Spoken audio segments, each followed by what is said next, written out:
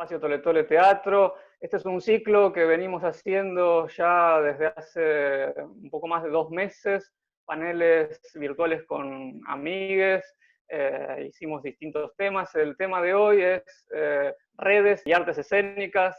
La idea es convocar, bueno, como decimos en el título, en general son amigos, amigas, amigues, que nos hemos conectado de distintas formas, a través de uno, a través de otro. No necesariamente cuando decimos a amigos, amigas, somos amigos personales, sino que tenemos esto que nos convoca hoy, la cuestión de la red. De alguna forma hicimos red entre quienes están hoy aquí presentes, y eso queremos plasmarlo en este panel. Primero les quiero decir que quienes estén mirando, quienes a partir de este momento estén accediendo al Facebook de Espacio Tole Tole, lo pueden compartir, así estas reflexiones, estos pensamientos que seguramente serán muy nutritivos para todos y para todas, lo puede ver mucha más gente.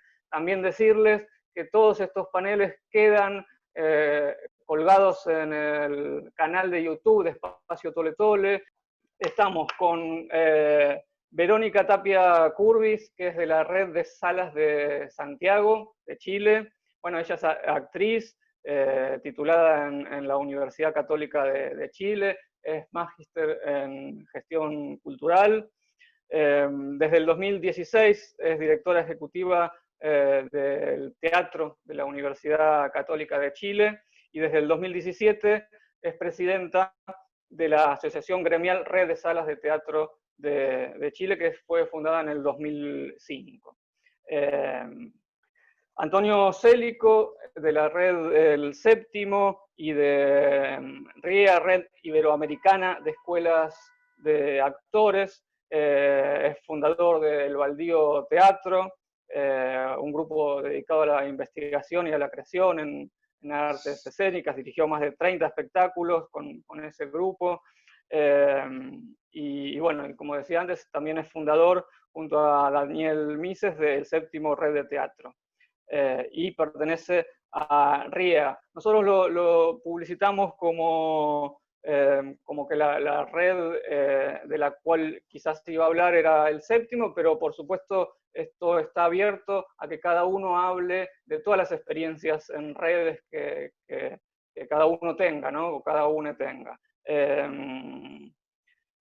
Bueno, ha dirigido El Embudo y fue rector de la EMAD acá en Buenos Aires, y actualmente es docente de la UNA, Universidad Nacional de las Artes.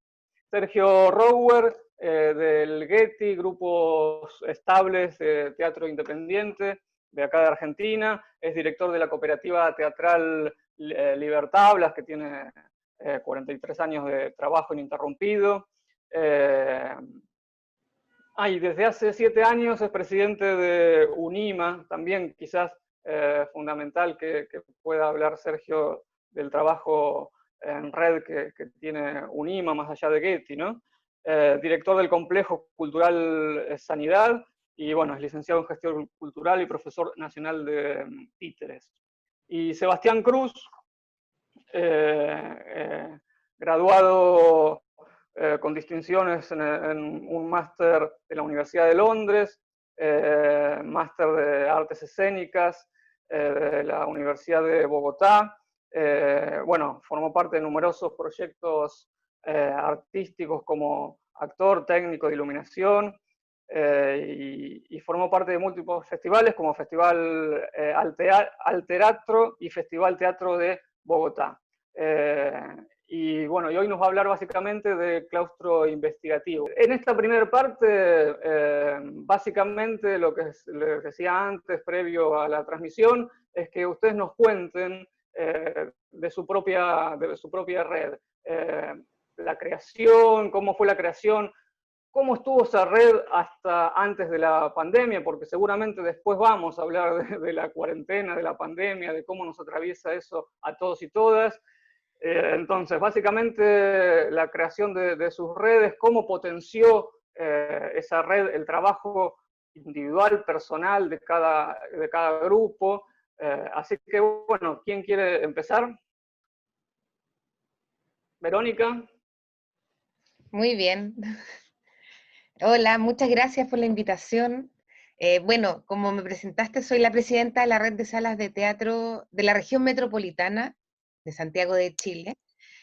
Nosotros, bueno, nuestra red parte, yo creo que como en muchos otros casos, por una crisis que hay en Chile, como le llamamos la crisis de los teatros, que iban a empezar a cerrar muchos teatros emblemáticos, porque no tenían fondos para poder subsistir. Y desde ahí que nos empezamos a reunir para ver cómo poder hacer presión para que estos espacios no se cerraran. Lo que en cierta medida se logró y empezó la conformación de esta red, y que también es muy importante porque uno de los primeros hitos de la red son presiones políticas, por decirlo de alguna manera, para poder ayudar a la conformación de redes y a los espacios.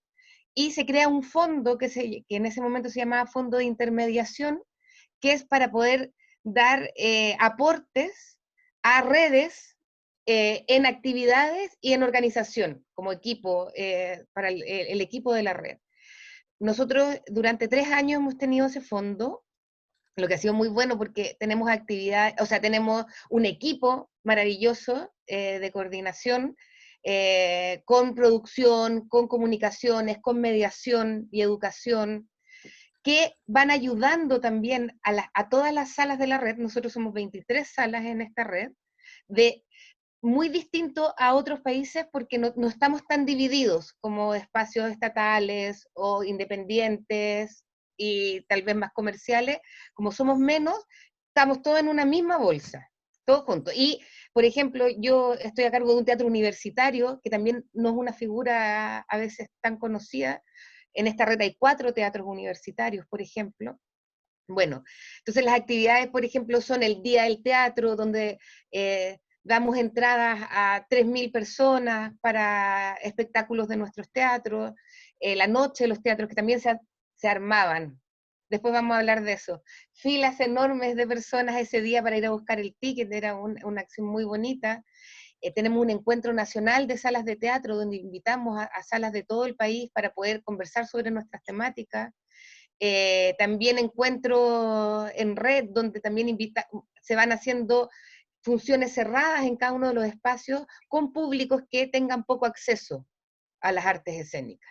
Entonces se va haciendo un trabajo también de públicos, de mediación con las salas y de comunicaciones que son importantes. Creo que también otro hito, y que creo que ahí también es importante y se nota el trabajo en red, es por ejemplo que llegamos a tener una etiquetera en común, que se fue negociando con cada una de las tiqueteras hasta que se llegó a la que tenemos hoy en día, con un mejor precio para la sala, con un mejor servicio, y eso al final lo hace, el negociar una sola sala con una tiquetera o negociar toda la red es muy distinta la forma, y creo que ahí ese tipo de trabajos también van ayudando muchísimo a que podamos profesionalizar también nuestros espacios.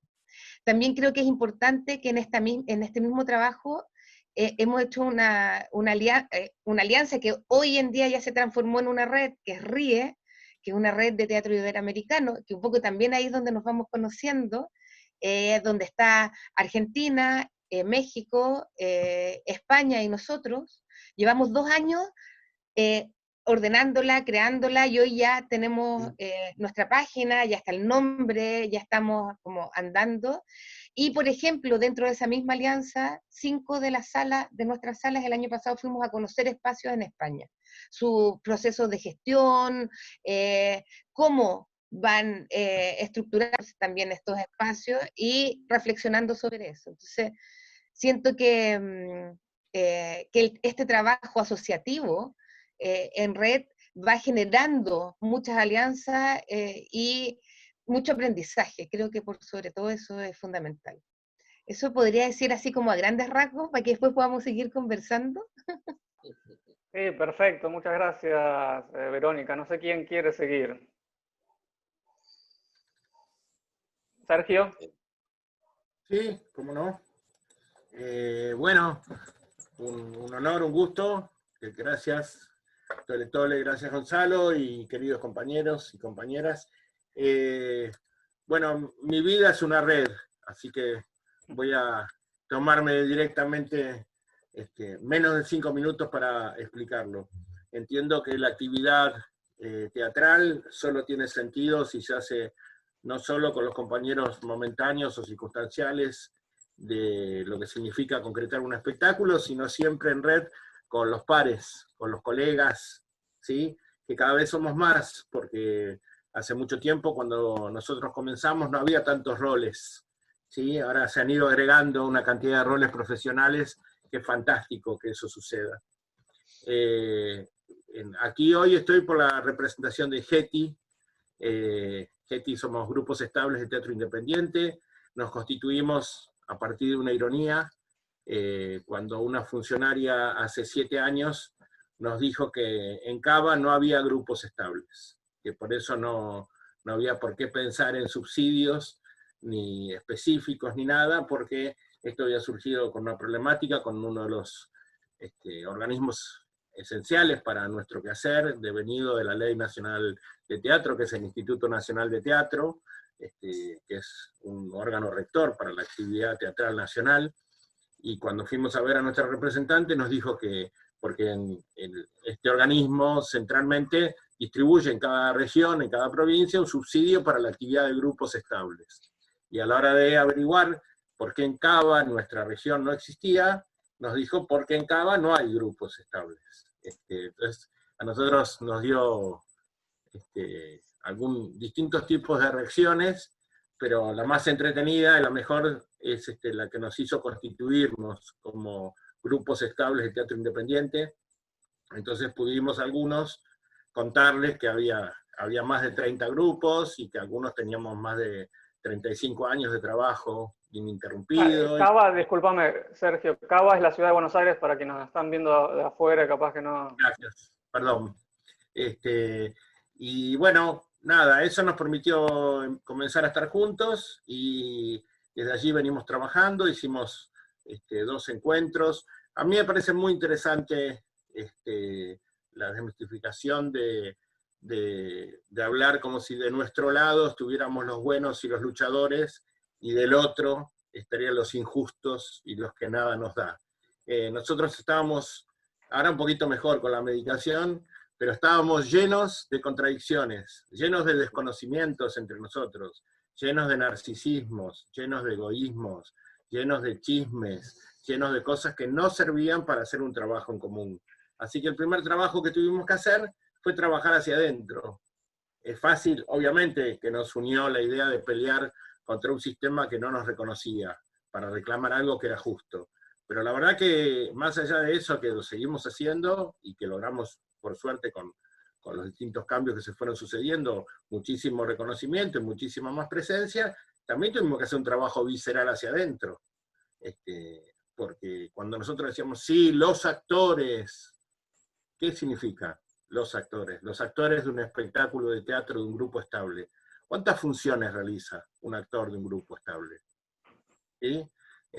Y ahí nos pareció que encontramos un montón de potencias para redefinir casi lo que era para nosotros la actuación, como proyecto profesional, ¿no? Si esquemáticamente yo dijera que hoy por hoy hay un montón de espectáculos concertados, en el cual un montón de jóvenes y viejos nos juntamos para hacer 4 funciones, con mucha suerte 5, si llenamos quizás 6, y eso deriva que muchos de nuestros colegas jóvenes se anotan entonces en varios ensayos de espectáculos distintos, porque todo va cambiando vertiginosamente. Entonces los jueves ensayan un infantil, y los viernes ensayan uno que va a ir a trasnoche, y los sábados un Lorca, y eso convive en que entonces va a tener 3 estrenos en el año, y a lo mejor alguno pasa las 4 funciones, y es un éxito, ¿sí? Y entonces cuando se le plantea a ese grupo, bueno, vamos a seguir 2 funciones más, el joven actor dice, ah, no, yo no puedo. Habíamos dicho 4 funciones. Pongo este ejemplo tonto, ¿sí? Nuestros grupos son grupos que tienen no menos de 15 años de trabajo en común, no menos de 5 integrantes, y no menos de 4 estrenos, ¿sí? Y la periodicidad que buscamos, hay casos más graves, como el de Libertad Hablas, que somos 10 familias que intentamos vivir de nuestro trabajo, con lo cual lo que hacemos es llevar a distintas escuelas del país nuestras producciones, digamos, y en buenos años llegamos a hacer entre 450 y 600 funciones por año.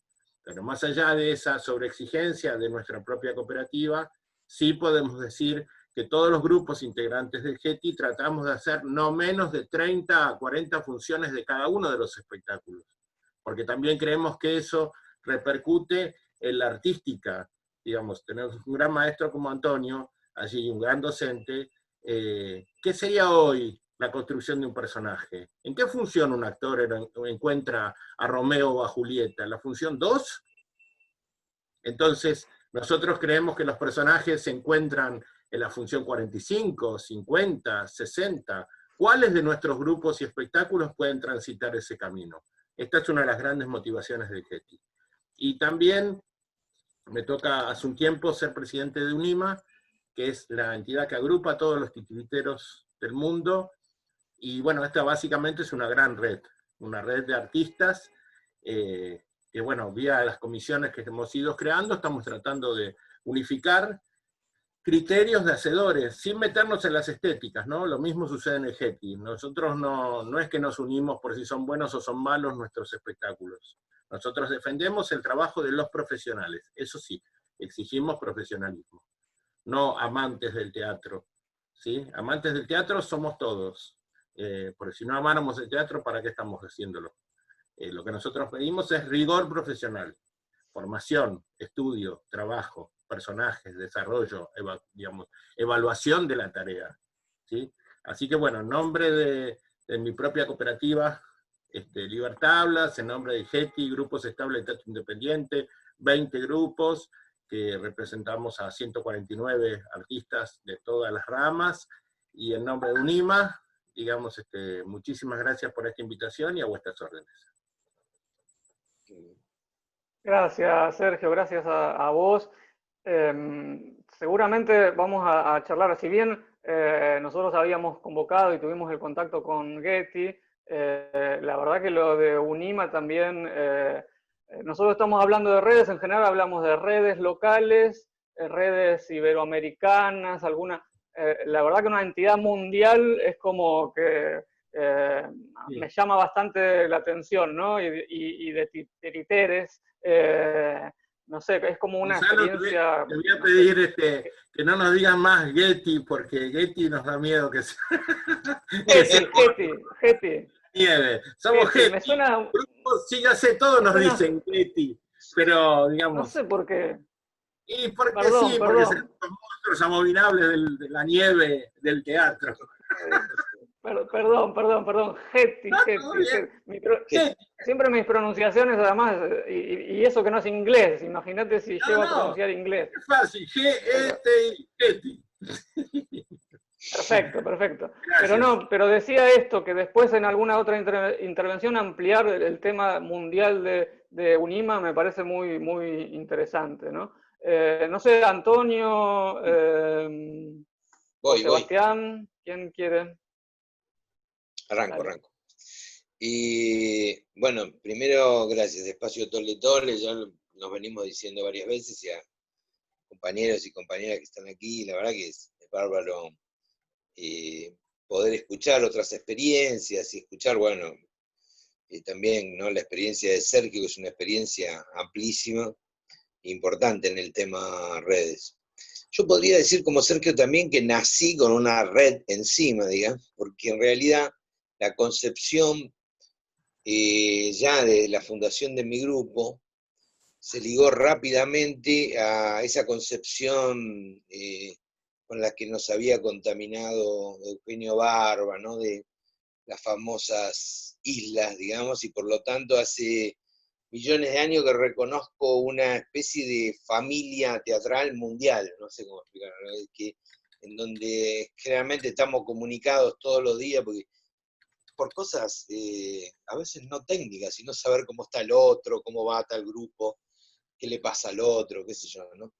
Así que fue casi como natural lo que ustedes mencionaban al principio, en el llamado al encuentro la construcción del séptimo. La construcción del séptimo se da rápidamente por la influencia extraña, ¿no? Pero de afuera, digamos, ¿no? Una influencia, si vos querés o si ustedes quieren, danesa y mexicana, extrañísima, ¿no? Porque en realidad sí, Eugenio Barba empieza como a presionar a que podamos conocer un grupo que estaba ubicado en Parque Chacabuco, que en aquel momento era Viajeros de la Velocidad, dirigidos por Daniel Mises, y a ellos para que se ubicaran con nosotros, que se conocieran con nosotros, que estábamos en Palomar, digamos, estábamos en el conurbano. Así fue. Y digo México también porque en un determinado momento Bruno Bert, que habita México, vino y empezó a buscarme y nos provocó para la construcción de lo que fue el séptimo, que voy a decir el título con el que arrancó porque es importante para cuando hablemos después en el tema de la pandemia. Se llamó Construcción de Sentido en la tormenta de fin de siglo. Y esto fue en 1996, en noviembre del 96, en el arranque, y como explosión arrancamos con 90 estudiantes y luego los encuentros, digo estudiante porque lo hicimos en una isla, 3 jornadas, un trabajo desde la mañana a la noche, una tradición que el séptimo guardó para sí mismo y la hizo luego en montones de lugares, que pueden ser Mendoza, Uruguay, Rosario, pero fundamentalmente en Humahuaca, donde habitamos un tiempo y estuvimos mucho tiempo así, haciendo encuentros a veces en un año, 2 encuentros, sesiones le llamábamos nosotros, y ha sido para nosotros como una experiencia como muy, muy fuerte, que al principio nació con la idea de nuclear grupo, podría hablar montones de grupos, pero terminó siendo un lugar que empezaba a construir grupos, es decir, no solo grupos, sino parejas e hijos, matrimonio y divorcio, millones de cosas, ¿no? En esos encuentros. Pero fundamentalmente grupos teatrales de toda América. Cuando digo de toda América fundamentalmente. Y nacieron en aquellos encuentros. Entonces, el concepto de red de grupos empezó como a desdibujarse en algún sentido y nosotros nos ubicamos más en la idea de que llamábamos pedagogías alternativas del trabajo teatral, concentrándonos en lugares donde buscábamos digo para decirlo muy rápido ahora, como un alto nivel de concentración para elevar lo que nosotros llamamos la temperatura de proceso, ¿no?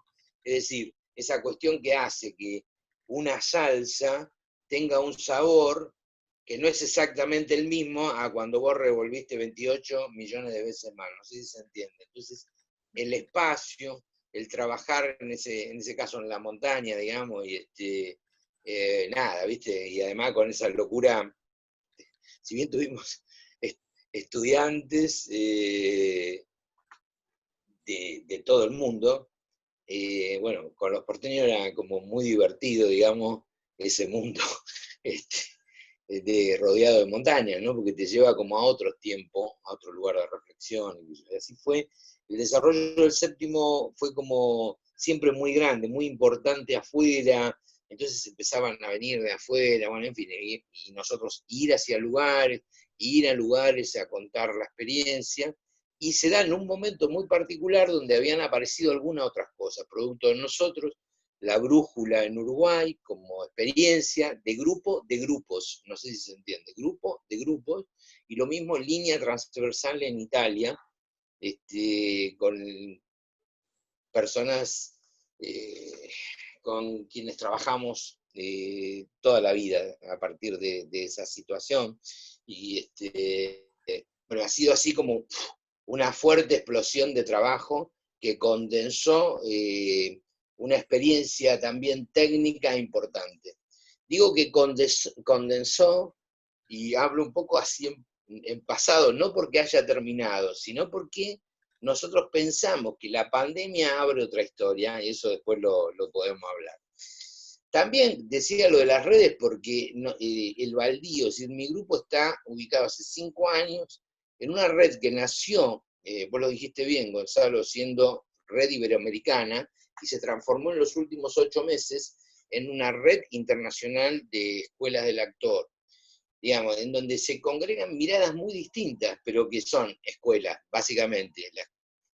Nuestra tradición aquí en Argentina, una escuela, la Escuela del Actor de Uruguay, bueno, Colombia, qué sé yo, la Academia de Artes Guerreros en Bogotá, no sé, México, Estados Unidos, se abrió Egipto, entonces por eso decía que pasó a ser la red internacional, porque empezamos a cambiar un poco de criterio, y todo el desarrollo en Italia, Ancona, Roma, Portugal, o sea, Lisboa, Madrid, bueno, en fin, una serie de...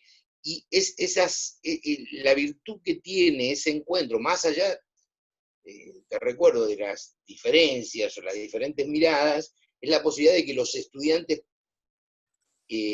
los y las estudiantes puedan viajar de un lado hacia otro y puedan ser recibidos y escuchar algunas otras miradas y trabajar con ellos y generar masterclass en otros lugares, generar encuentros de docentes, en fin, millones de intercambios. En la pandemia, por ejemplo, nada, de pronto me encontraba en el Zoom frente a 60 estudiantes de todo el mundo trabajando con diversos conceptos acerca de la actuación y la teatralidad. Eso me parece de una potencia extrema también, y es otra forma de red, ¿no? Que nos acerca, que nos encuentra, que nos permite como sacar conclusiones. Así que por hoy te hablo un poco de esto, del séptimo y de la RIEA, que son los elementos que más me ocupan, y por ahí, si querés, después, con respecto a la pandemia, podemos charlar un poco de lo que vemos que nos pasó con aquello. Recordá eso que te había dicho, nuestro primer encuentro, porque hubo millones de encuentros, recorridos, trabajos en Perú, bueno, en toda América, pero fundamentalmente que el primero se llamó Construcción de Sentido en la Tormenta de Fin de Siglo. Bueno, eso. Y gracias. Bueno, muchas gracias, Antonio. Sí, seguramente después vamos a hablar de eso. Bueno, Sebastián, que en realidad sería la red más joven, Sí. le damos la palabra a él. Siéntanse después libres de interrumpirme cuando él termine y yo vaya a hacer alguna pregunta. Si a ustedes mismos les quedó alguna pregunta sobre la otra red y les quedó algo para preguntarle, siéntanse libres entre ustedes también de interrumpir y hacer alguna pregunta. Sebastián. Hola, ¿me escuchan? Sí. ¿Sí? Ok. Sí, perfecto. Bueno, pues les voy a hablar hoy de Claustro Investigativo. Es una red muy joven, como Gonzalo mencionaba. Muy jovencita, tiene unos meses apenas. Pero bueno, nos ha ido muy bien con eso y estamos muy entusiasmadas por la red. Es una red de investigación en teatro. Y bueno, les cuento un poco el antecedente, es que creemos que que hoy hay una gran posibilidad que es esta, digamos, la academia se nos ha abierto al gremio teatral como una posibilidad importante, en el sentido, por ejemplo, del reconocimiento de ciertas instituciones. No sé si es igual en otros países. Aquí ha sido una lucha permanente como que la investigación artística se reconozca como investigación, ¿no? Eh, en este sentido, en el sentido en que hoy, como mencionaba Antonio, existe esta posibilidad de la globalización, de viajar muy fácil hacia otros lados. Hoy hay instituciones en todos los países que impulsan a que sus estudiantes, digamos, vayan a estudiar a otros sitios y que, digamos, y esto a mí me parece que en últimas enriquece la labor teatral porque nos permite una posibilidad de sistematización, un rigor académico que es importante también para sistematizar nuestras prácticas, para organizar nuestras prácticas, para poder un poco comenzar también a entender los límites de nuestras disciplinas y comenzar también a presionar estos límites bueno, y a encontrar lo transdisciplinar, etcétera. Entonces, esto es una gran posibilidad que se abre. Sin embargo, y esto nació como de conversaciones que tuvimos con compañeras mías y compañeros míos que estuvieron estudiando. Álvaro, de hecho, está estudiando en la UNA, si no estoy mal, o en la UBA. mm, y, Y es este sentimiento de cómo, aunque lo académico ofrece una cantidad de posibilidades a muchos niveles, también genera unas barreras muy, muy problemáticas con respecto al acceso al conocimiento. Entonces, tiene una barrera económica, por ejemplo, cuánto vale hacer una maestría para cualquier persona, incluso en nuestros países, ¿no? Tiene una barrera a nivel de formación, entonces, digamos, solo aquellas personas que han tenido acceso a ciertas formaciones en sus primeros niveles, después van a poder acceder a un estudio posgradual, ¿no? Y digamos, y al estudio investigativo, ¿no? En cualquier campo. Y tiene otro problema, digamos, otra cosa que es muy problemática, que es cómo la academia, digamos, responde a ciertos poderes económicos y políticos, cómo responde a paradigmas europeos y norteamericanos también. Entonces, una cosa que a mí me sucedió cuando estaba estudiando en Londres esta maestría en dirección de actores, yo estaba asistiendo a un montaje y entonces me dicen, esto es device theater. Device Theater, yo no entendía nada, me explicaron que era como la creación colectiva y yo les dije, claro, como Santiago García. Y ellos me dijeron que no tenían ni idea de quién era Santiago García, ni no tenían ni idea de qué era el teatro experimental latinoamericano. Y entonces yo decía, pero un momento, yo conozco a los Rolling Stones, pero ustedes no conocen a Gardel. Sí, es una cosa muy extraña porque el paradigma europeo, digamos, incluso nos consume a nosotras mismas como sociedades. Entonces, para no alargarme mucho, esta experiencia con ellos, con lo de la creación colectiva, me llevó a mí a pensar que hay dos cosas muy fundamentales que hacer. Una, y que es lo que tratamos de hacer a través de Claustro, una es ofrecer una posibilidad para que este gremio como de investigadoras teatrales que están en la academia, en las academias y que se dedican a esto fundamentalmente, y este gremio de personas que hacen teatro permanentemente puedan encontrar puentes, ¿sí? Que la academia y la comunidad artística encuentren puentes, se retroalimenten permanentemente, porque también hablaba yo con investigadoras y les decía, bueno, ¿y qué investigamos si no es lo que están produciendo estas personas permanentemente, ¿no? Pero también para qué investigamos si nos tardamos tantos años para que esto quede guardado en un anaquel, en una biblioteca y nadie pueda acceder y esto no tenga ningún impacto, ¿no?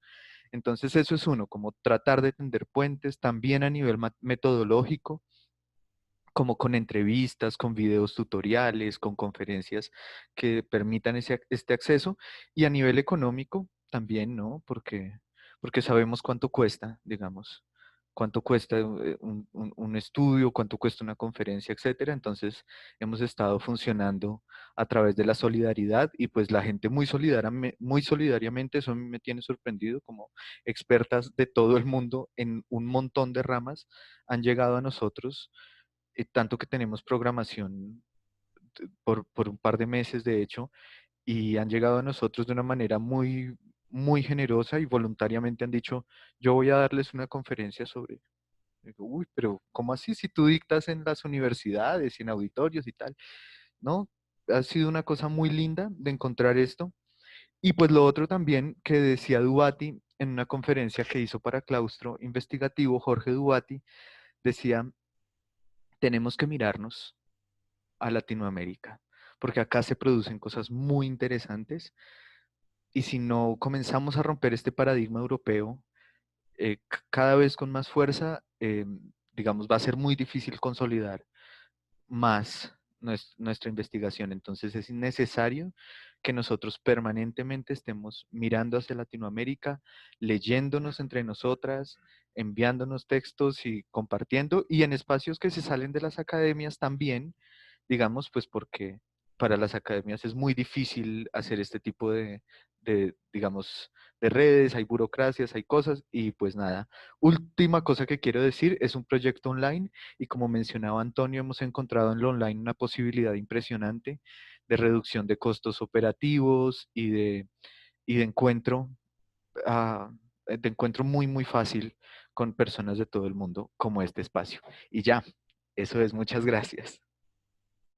Bueno, gracias Sebastián, y bueno, también ojalá este mismo panel sea, ¿no?, un vínculo para generar nuevos contactos, nuevas redes, ya quedan entre ustedes conectados y conectadas, y bueno, y es una forma de conectar también la investigación, la academia, con el trabajo de campo, ¿no?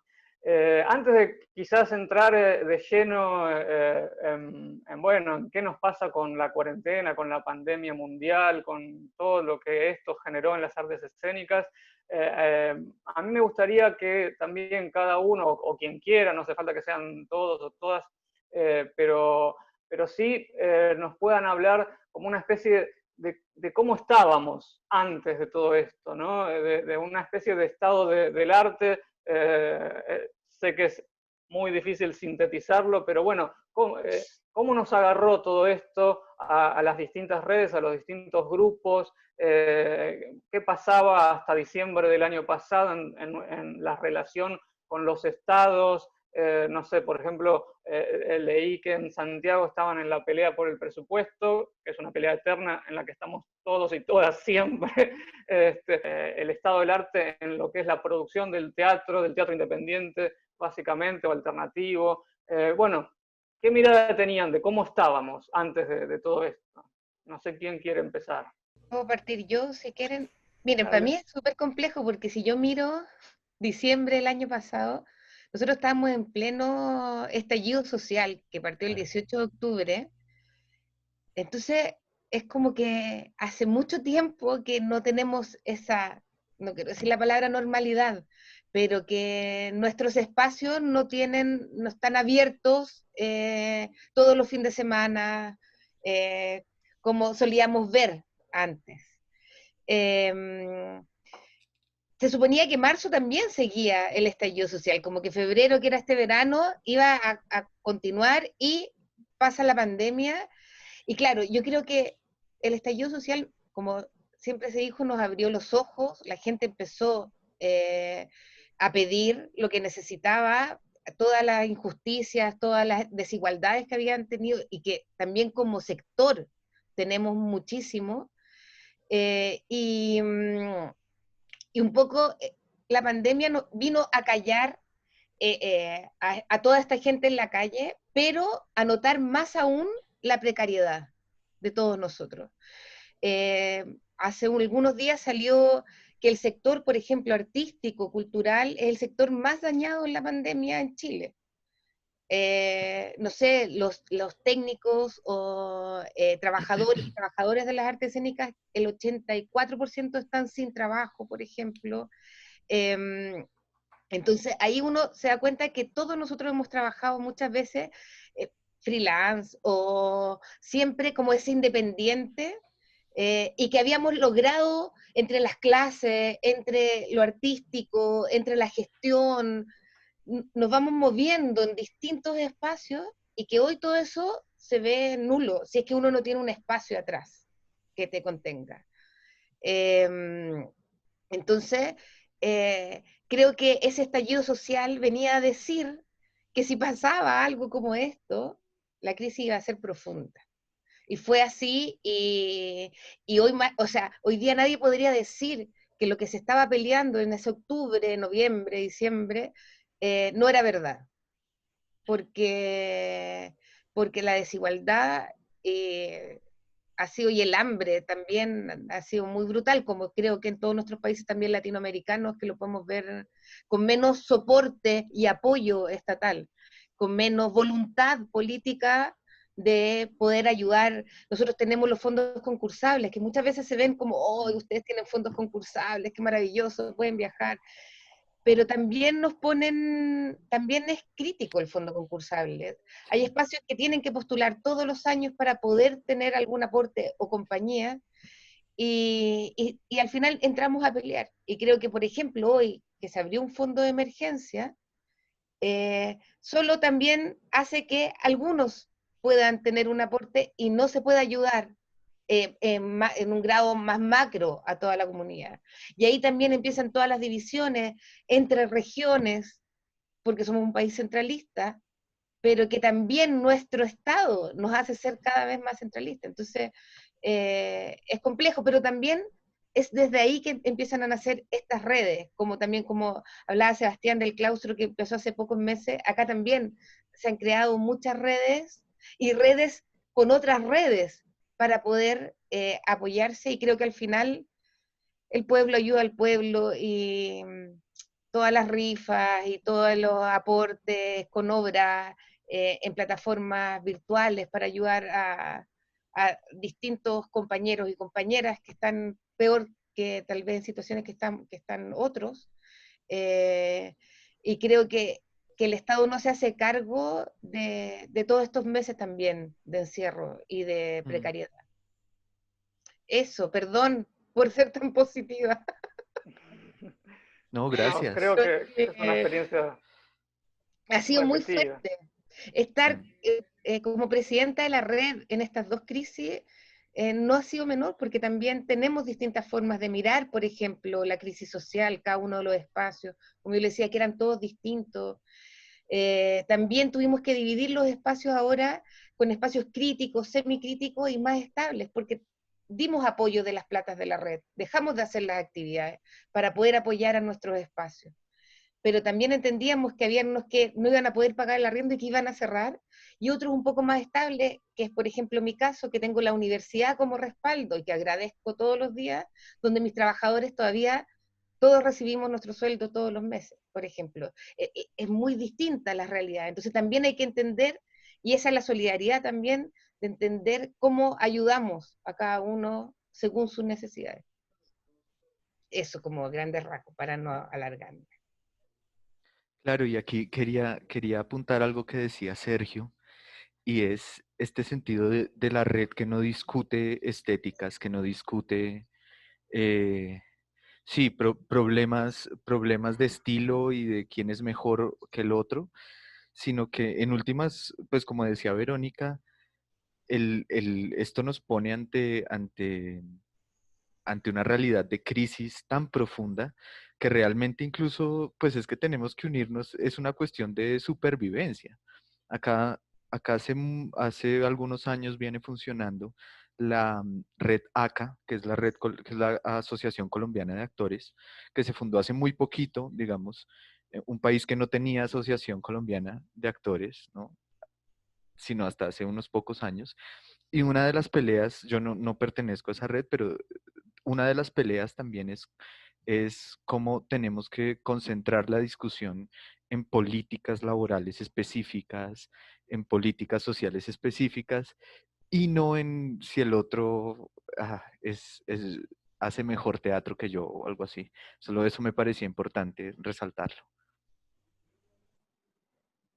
Sergio, Antonio.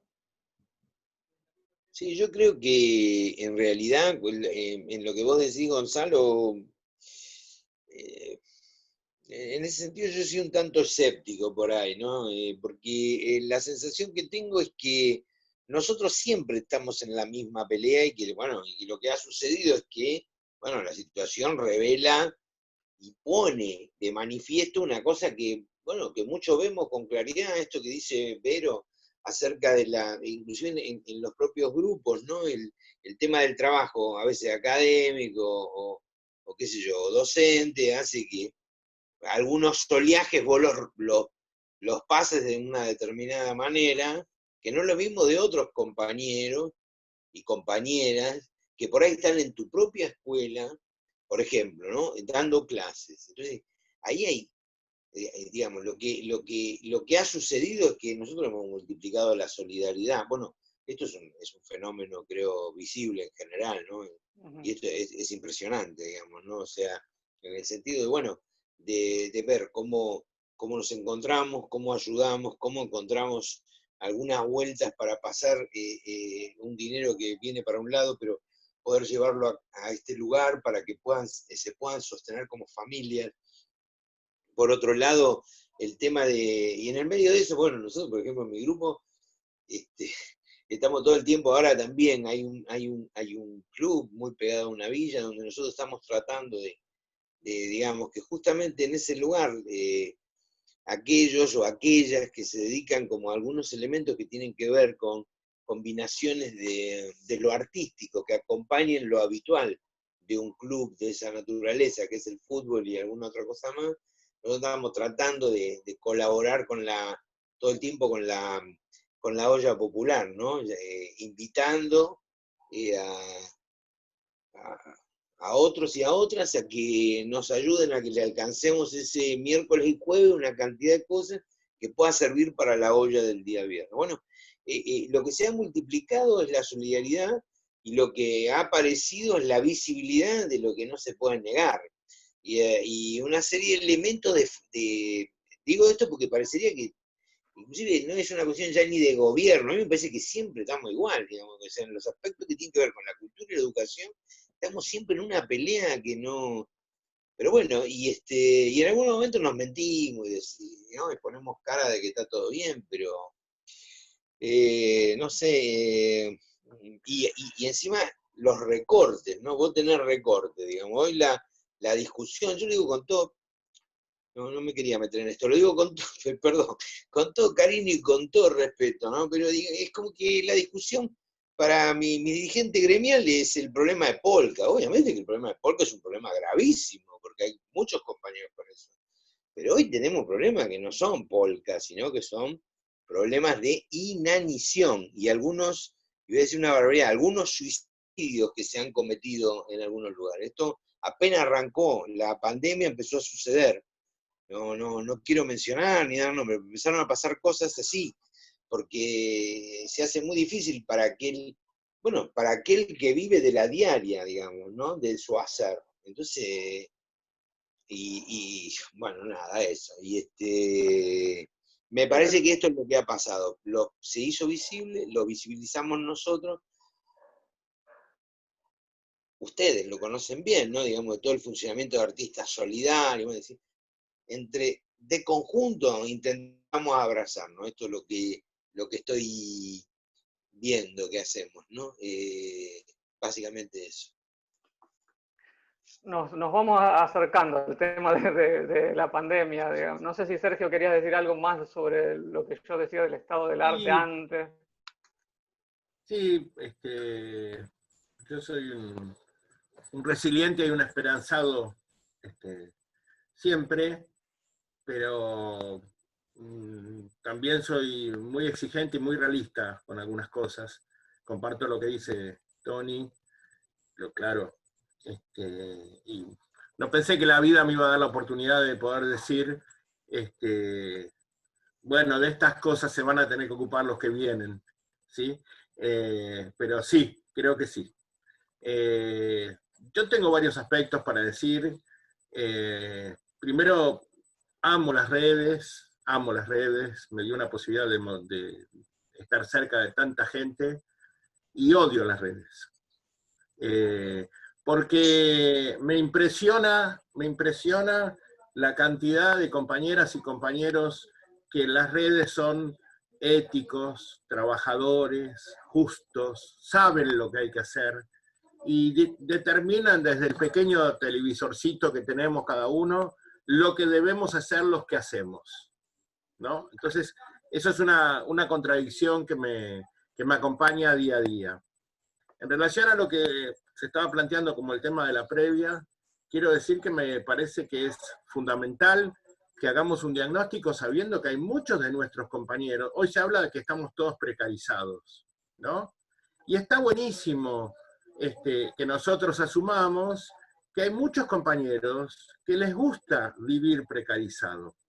Es decir, ¿cuántos de nosotros entendemos que el teatro es nuestro hobby y que entonces yo, con ensayar unas horas y hacer una función por año para que venga mi familia, ya estoy, ¿sí? Conforme? Esto es un sincericidio que debemos trabajarlo hacia adentro.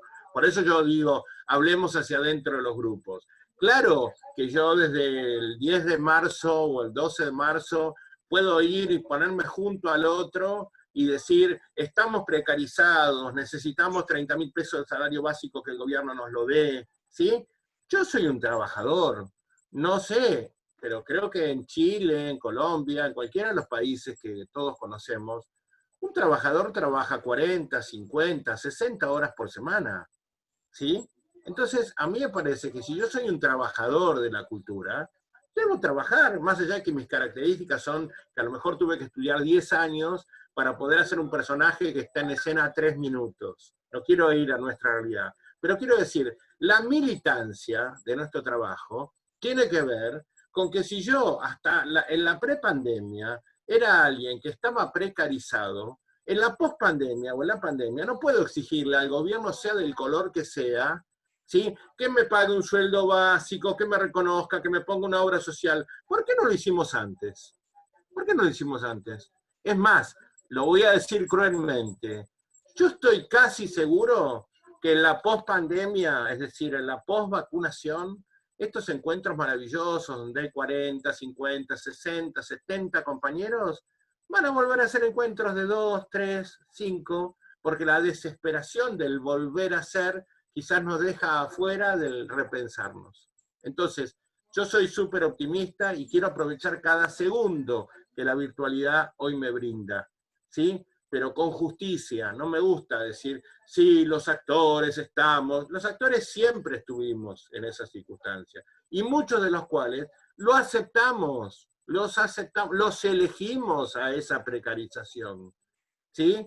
Si yo pienso que hago teatro porque es mi hobby, si yo pienso que no tengo que estudiar, si yo pienso que hago un espectáculo y mañana hago otro, si yo pienso que el trabajo grupal no es importante, si yo pienso que hago cualquier obrita o un divertimento, porque total el teatro es diversión, en cada uno de esos conceptos nos vamos imbuyendo de una precarización intelectual que después deviene en que tampoco pedimos un sueldo para vivir, reclamar una situación lógica de una obra social o de un gremio que esté activo como lo necesitamos. Nosotros mismos somos los hacedores de nuestra propia precarización. Solo que no lo decimos. Entonces decimos, qué bueno, nos encontramos, fuimos a comer con un compañero, qué alegría, qué buen abrazo, y eso es fraterno y eso es hermoso, ¿sí?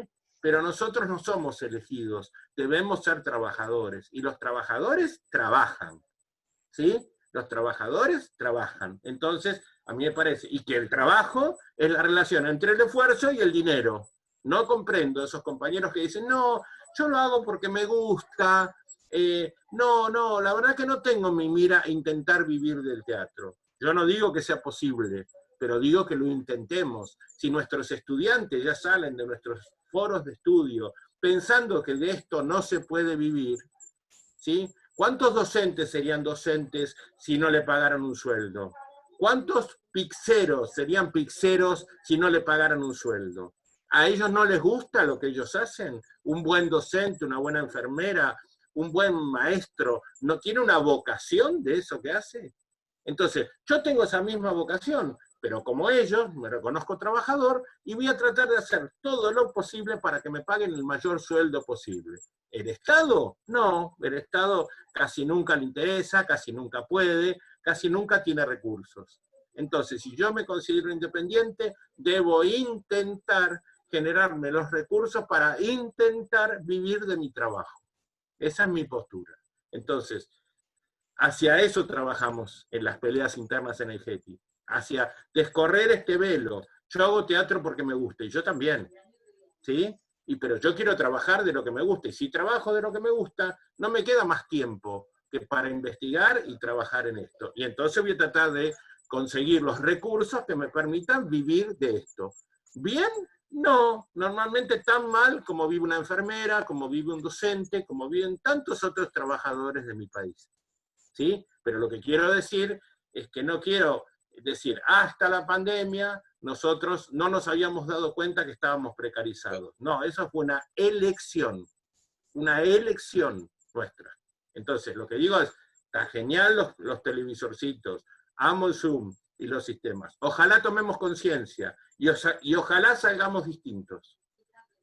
Creo que ese es nuestro gran desafío, y no quiero acordarme la frase de mi abuelo, que es decir, que él decía, yo no lo voy a ver, pero ustedes sí, pero digamos, yo espero también ver que este cambio redunde en algo fundamental para vernos diferentes y para volver a trabajar con los compañeros, este tema. Qué bueno, porque bueno, al final fueron saliendo la prepandemia, la pandemia y ya la pospandemia, y en realidad sí, porque es todo un continuo, ¿no? A mí lo que quizás yo pondría ahí a tallar en el conflicto es el tema de la eventualidad, ¿no? Que la eventualidad casi es inherente a las artes escénicas, porque bueno, Sergio hablaba al principio del grupo de 46 funciones, y la verdad que uno dice, es como excepcional en el teatro independiente hoy, por lo menos en Buenos Aires, tener 46 funciones. Esa excepcionalidad tiene que ver con lo eventual, pero más allá, incluso así sean 46 funciones, igual sigue siendo eventual. Hay gente que después sigue haciendo otra cosa, pero el arte en sí es eventual. Digamos, esa Sí, eventualidad quiero tiene interrumpir que porque ver, sí, nos es, habías es dicho que se podía. no, es como pregunta nada más. ¿Es intrínseco a las artes? ¿Tiene que ser intrínseco? No, ¿Cómo se conecta esa eventualidad con quienes sí, obviamente, como decía Sergio, nos asumimos trabajadores y trabajadoras de la cultura, pero ahí tiene que haber algo, el rol del Estado, no digo con plata, quizás en la emergencia se le pide plata, porque es la sí. emergencia y por 6 meses se le pide plata, pero es la emergencia, pero sí tiene que haber un rol de regular esa eventualidad de alguna forma. O Yo sea, Digo creo para todos y que, todas. lo digo cortito y ya no hablo más. Yo creo que Verónica es licenciada en gestión, Tony es un gestión, el licenciado, y creo que el asunto, hay una palabra clave que no la estamos diciendo, por lo menos en mi concepción ideológica del trabajo teatral, que es que eso se determina, ¿sabes cuándo? En la preproducción. Si yo como generador de un proyecto te llamo, Gonzalo, a vos y te digo que lo que vamos a hacer es una obra de García Lorca para hacer los viernes en una sala independiente, en un foro de 30 lugares, y que lo vamos a intentar hacer 4 sábados, a ver cómo nos va. Yo mismo le estoy poniendo el techo a mi proyecto. Si yo te digo, Gonzalo, yo quiero que vos crezcas como actor, y me interesa ver cómo vos vas a hacer este personaje protagónico de García Lorca, y yo creo que en 4 funciones no lo vas a hacer. Así que yo te convoco para hacer 4 funciones en ese sábado, un circuito de giras por el teatro universitario, un circuito de giras por las escuelas secundarias donde se está trabajando Lorca, y un circuito en los espacios lorquianos, en los distintos festivales. Así que yo te convoco para hacer 50 funciones en el año. Si yo ya te pongo ese miramiento, vos me contestarás, pero estás loco, ¿y yo de qué voy a vivir? Yo no tengo tiempo para hacer eso. Ok, entonces quizás hacemos 25 funciones, pero si yo como gestor artístico y creativo y como productor de ese primer evento ya me puse el techo y te digo, mirá, está todo tan difícil, ojalá podamos conseguir un pequeño espacio para hacer 4 funciones, yo te estoy poniendo el techo a tu proyecto. Yo ahí no, digamos, ahí sí que hay distintos modelos. Libertablas, ¿cómo lo hace? Bueno, nosotros hacemos un trabajo con escuelas de todo el país. Entonces, si yo consigo que en Tierra del Fuego las maestras que están viendo los cuentos de Horacio Quiroga, digamos, compren el espectáculo Cuentos de la Selva, y en Tierra del Fuego tengo 5.000 espectadores que me pueden pagar $2 por ver Cuentos de la Selva de escuelas, voy a conseguir de esa gira $10.000. Si yo fuera al Estado a pedirle que me ayude, después de hacer 1,5 toneladas de gestiones, quizás me daría $400 para esa gira. Entonces, yo le pido al Estado, pero no he logrado ser independiente, entre cientos de comillas, económicamente, a partir de la autogestión. ¿Entendés? Yo no digo que esa sea la única forma, porque vos podés decir, mirá, no, yo no quiero estar 200 días por año fuera de mi casa trabajando, porque yo tengo una familia, porque yo tengo a alguien a quien cuidar, porque tengo un perro, no me puedo ir 200 días a mi casa. Pero ese modelo nace en la concepción ideológica de lo que vos querés hacer. Por lo menos esa es mi concepción. Gracias y disculpen. Verónica. Sí, bueno, yo creo que somos más de los que tal vez cada país puede, como cantidad de artistas y de trabajadores, trabajadoras de las artes escénicas, cada vez salen de las escuelas no, y, y una sociedad que no es capaz de absorber toda la cantidad de proyectos, cantidad de obras. En Argentina se nota, sobre todo en la ciudad de Buenos Aires, que el lunes hacen 2 obras, el martes. Nosotros no tenemos ese modelo de tanta, somos más estables, todavía están las temporadas por lo menos de jueves a sábado a domingo por un mes, como esa estructura. Pero de todas maneras creo que la cantidad de personas que trabajan en las artes escénicas y en las artes en general, cada vez más, y no estamos tratando, no podemos absorber tanto. Yo lo veo teniendo un teatro, por ejemplo, no puedo absorber la cantidad de obras y proyectos que me llegan. Aparte de lo que estaban diciendo, sí creo, hay gente que obviamente su vida está en las artes escénicas o es esporádico, pero creo que hay una diferencia hoy en la crisis, porque aunque sea esporádico o tu vida esté ahí, hoy nadie puede hacer nada, aparte de las plataformas que se están haciendo. Entonces creo, por ejemplo, y ahí lo digo en mi caso, yo esperaba de un Ministerio de las Artes, las Culturas y el Patrimonio una ley de emergencia, como la tienen muchos otros sectores, como la agricultura, la pesca, etcétera, cuando hay aluviones, cuando hay sequías, que ayudan a sus trabajadores y trabajadoras en esos momentos. Hoy yo creo que nuestro sector, y sobre todo de las artes escénicas, donde no tenemos un soporte como es una pintura, como la música también está dentro de nosotros, pero también tienen una mayor llegada, la artesanía, que también se puede, todavía los libros, llegar a las casas de nosotros, las artes escénicas ha sido más difícil y hemos encontrado estas otras plataformas que un formato intermedio, no es lo que realmente hacemos nosotros. Entonces, esperaba esa voluntad política de por lo menos mandar una ley. Si es que nosotros no la tenemos, esperaba que estuviera en la Cámara de Diputados y de Senadores discutiéndose una ley de emergencia. Y la respuesta es, oh, para otra crisis tal vez haya una ley de emergencia. Yo no necesito en otra crisis, necesito hoy. Aunque tal vez la nieguen ahí o la paren ahí, pero saber que mi ministerio lo está haciendo ahora, no en 6 meses más. Y creo que ahí también está la diferencia entre notar la precariedad, porque realmente ninguno de nosotros, y en todo el mundo, podemos estar haciendo lo que nosotros hacemos, en pequeño o gran formato. Creo que ahí es donde uno espera un Estado que ayude y aporte. Claro, Eso. claro. A Yo mí me que, parece que... dale, Ay, dale. perdón, dale, no, no, anda vos, No, anda, anda. quería Sebastián, quería apuntar una cosa muy pequeñita y es, hoy un panadero puede producir en una hora 100 veces más pan que un panadero hace 100 años, pero trabaja al mismo tiempo. Es decir, el hecho de que trabajemos tanto no quiere decir es decir, tiene que ver con que alguien se está quedando con estas plusvalías.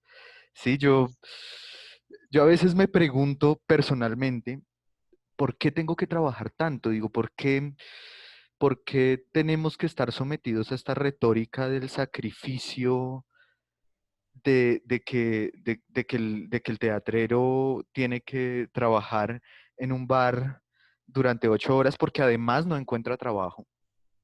¿Sí? Porque además, incluso teniendo estudios posgraduales, experiencia, es difícil, es que no hay trabajo. No sé en sus países, en Colombia no hay. Yo no conozco a nadie que viva del teatro en Colombia, de hacer teatro. Digo, hay que dictar o hay que pero no. Entonces, entiendo y respeto esta necesidad de trabajo, sin embargo, a veces pienso, no debería ser tan difícil. Y esto es un problema político y gubernamental también. No debería ser tan difícil, es que no tendríamos que trabajar tanto, pero nadie tendría que trabajar tanto, porque hoy producimos más acero que nunca antes y hoy hacer cosas es muchísimo más fácil con la industrialización.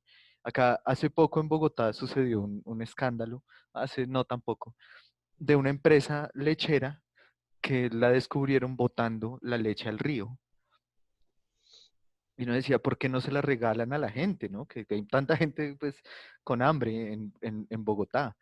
Y pues claro, porque no la iban a vender, ¿me entiendes? Necesitaban venderla. Es decir, la producción es suficiente.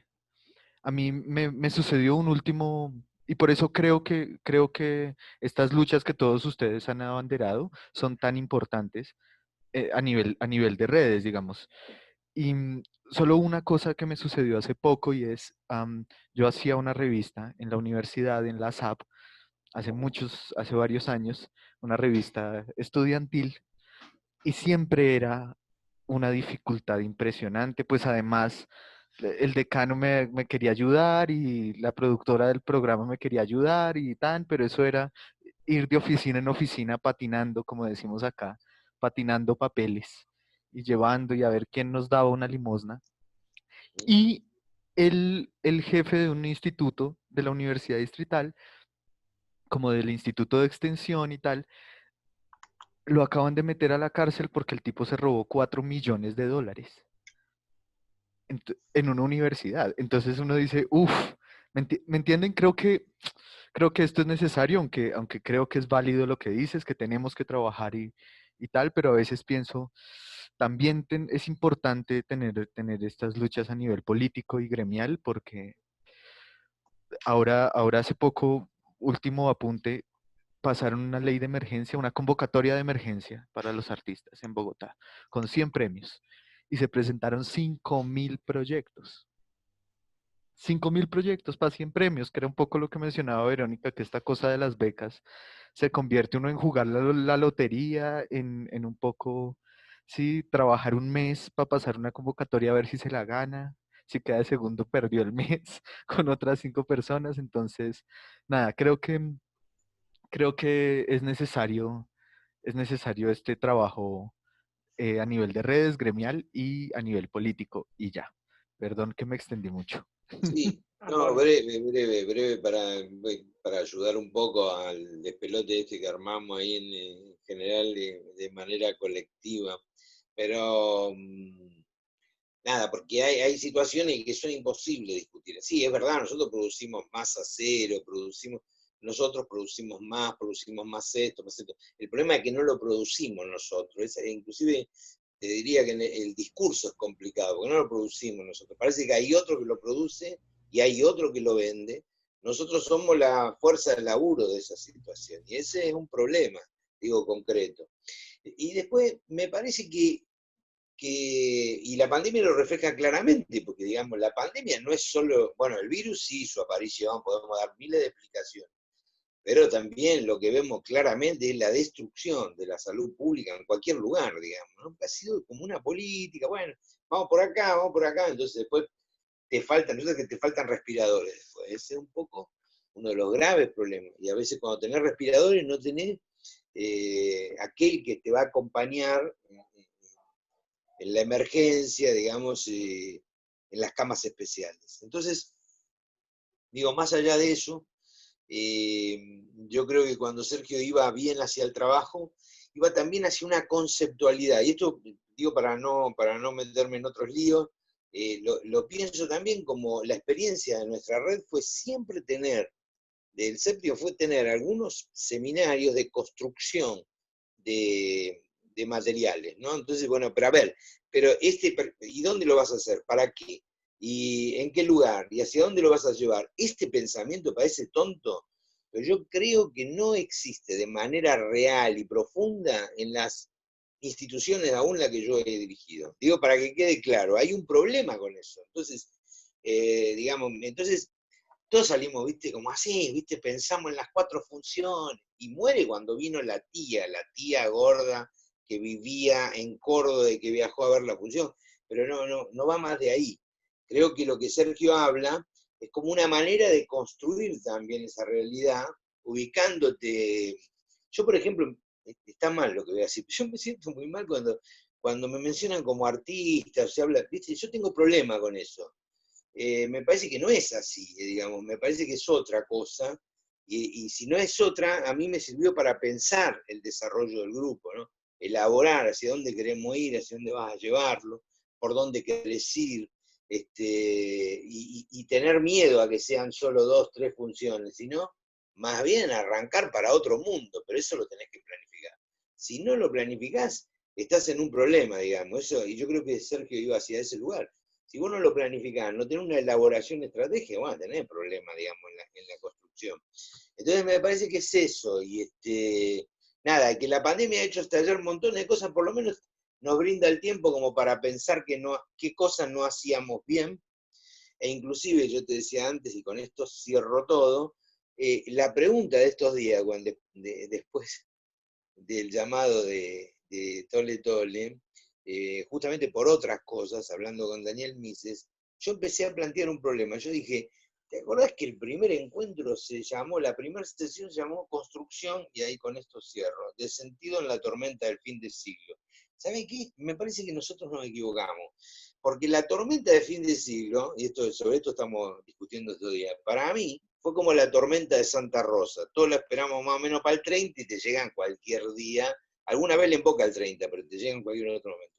Yo creo que la tormenta de fin de siglo es lo que arrancó con la pandemia. Yo creo que el siglo XXI está empezando ahora. Este es el planteo que hago yo y hacemos desde el séptimo. Yo creo que el siglo XXI empezó a pasar ahora. Entonces, nada, no sé cuánto tiempo tengo yo, no sé cuánto tiempo tiene Sergio. ¿Viste? Los dos nos pusimos viejos y empezamos con que no sé, bueno, veremos lo que pasa.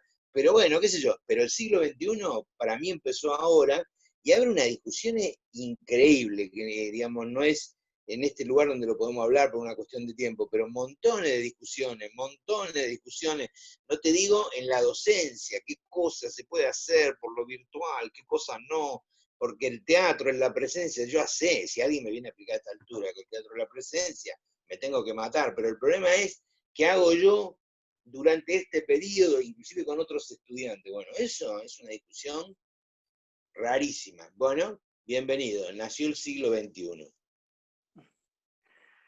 Sergio, no sé si habías levantado la mano. Sí, quería, bueno, agradecer, y maravillosa el tema, estar a disposición de todos, y contarle algo que me olvidé en relación a lo que planteaba Vero, y también el compañero de Colombia, con relación a las emergencias. Aquí nosotros estamos trabajando, tanto a nivel de nuestra ciudad como a nivel nación, con la declaración de la emergencia, y ahí es muy patético cómo asoman todos estos ítems, ¿no?